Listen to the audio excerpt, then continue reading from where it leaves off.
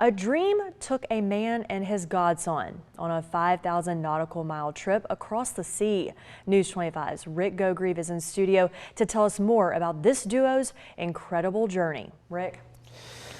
Have you ever wanted to leave your everyday life behind and go on an adventure?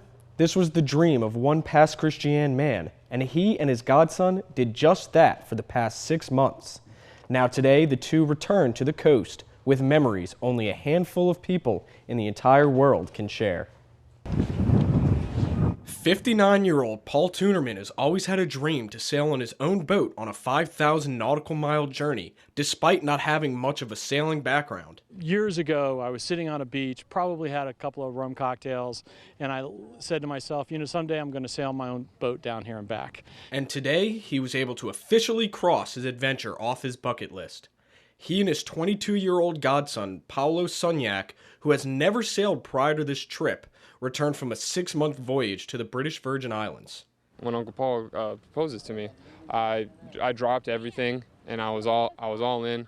I mean, there's not many times that you get to do something like this. The two were supposed to leave in November of 2020, but Zeta damaged Tunerman's boat just 2 days before the departure. However, this did not deter the duo.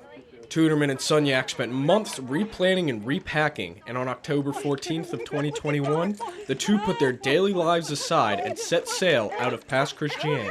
The two spent a large portion of the trip on sea, sometimes spending up to 10 days in a row on open water. You could make excuses and say the time's not right, or it's just not ready, or the boat's not ready, or Aunt Sally's not feeling well, or whatever. You can make an excuse. And the reality of it is there are no do-overs in life. And so you just have to do it. The two traveled to various locations in the Caribbean islands, such as Turks and Caicos, Puerto Rico, U.S. Virgin Islands, British Virgin Islands, and many other spots. While the duo faced many challenges along the way, such as bad weather, COVID, and boat damages, they were able to come out with a nearly unbreakable bond. I'm never going to have something like that with somebody else. It's just not going to happen.